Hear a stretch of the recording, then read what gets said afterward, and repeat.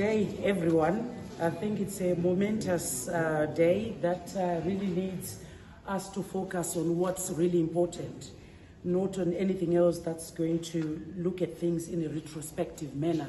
And as we discussed that, not each one who is here is there for their political party and what they require to be seen. As we said as well that, we are doing a rotational activity here that we need to respect and carry forward so that we do not actually destroy what we mean to start.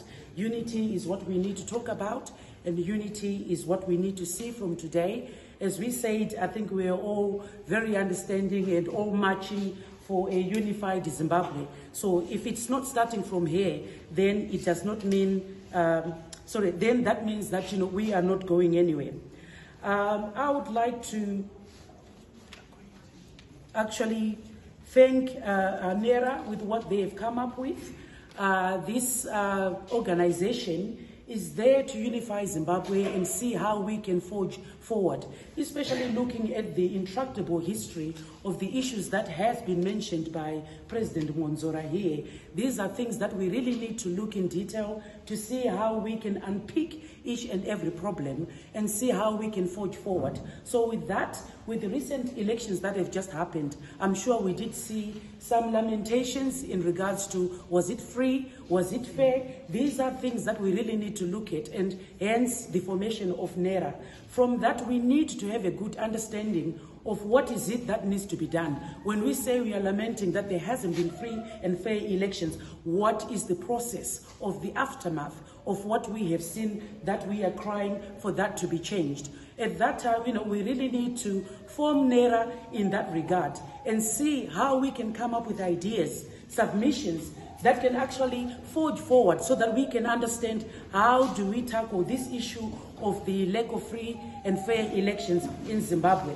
With that, I will start on with the way how we handled, the aftermath of the election. We did have SADC, coming in, putting in their effort. What did we do with that? These are things that we really need to look into to see how we can come up, with solutions that can forge on so that we can have a constitution that can come up, that can eradicate any issues that we have.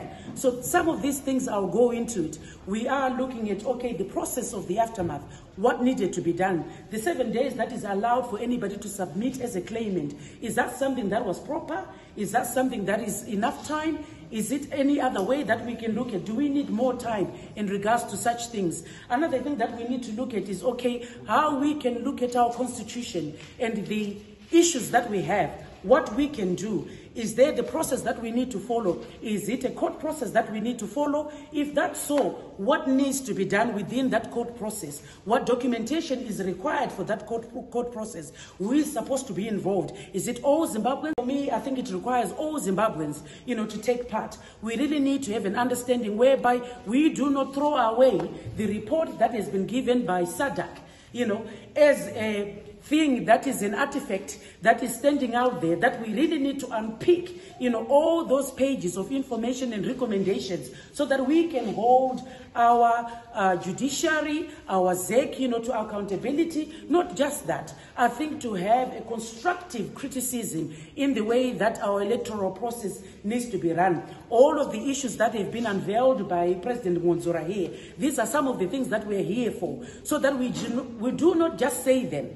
And here we are gathered and we just say them, we hear them, we go away, we forget about it. We really need to make it a legal process whereby we unpick and we actually help ZEC. Sometimes it might be that, we are being led not in the way that we think that, people are there to sort of like turn us away and show us a different way just because they just want to read. It might be that, there is lack of information, there is lack of understanding. So with this, we're actually coming as one, as Zimbabweans, to see how we can come up with a credible answer, a solution that, within the aftermath of the election, what process needed to be done? What is it that we needed to do as opposition to see how we can come up and help the situation ourselves? Not to complain and then throw away. We wait until 2028 comes, the same thing is repeated, nothing happens again, and then it's just a carry on forward. That's not helping anyone.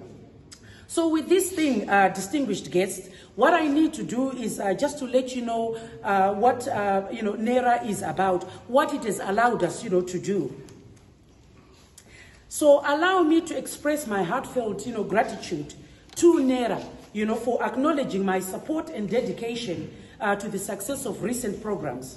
Significance as we converge here to solidify our commitment to tackle the crucial issues raised by NERA. We are all acutely aware of the economic and political hurdles that our country faces, and it is imperative that we prioritize their resolution. Forging a collective path will help us to surmount these challenges and forge a prosperous Zimbabwe. NERA's role is pivotal in championing electoral reforms, and I commend all the political parties, civic societies, and stakeholders who have unwaveringly lent their support. It is through these reforms that we can ensure that our elections are truly free, fair, and credible. By championing transparency, accountability, and inclusivity, NERA is paving the way for a democratic electoral process that genuinely reflects the will of the people. I firmly believe that NERA's endeavors will yield benefits for the entire nation, uniting political parties, civic societies, and stakeholders. And this enables the establishment of a level playing field that allows for equal participation and representation.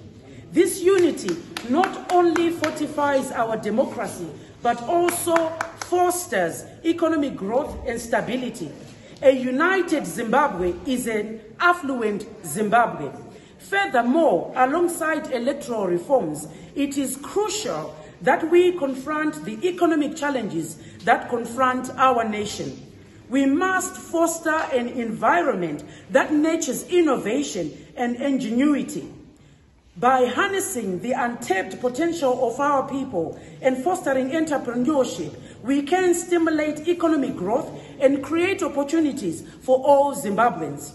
Moreover, cherishing and embracing diversity is paramount to our nation's progress. Zimbabwe is a country teeming with diverse cultures, languages, and traditions. It is through the seamless coexistence of these vibrant elements that we can construct a resilient and inclusive society. Let us revel in our differences and collaborate to create an environment where every individual feels valued and empowered.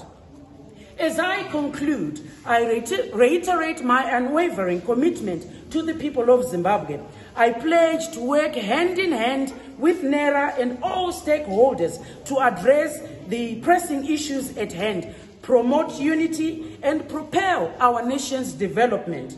Together, we can surmount the challenges that confront us and erect a prosperous Zimbabwe that reveres diversity, priorities, development, and ensures elections that are free and fair. I thank you.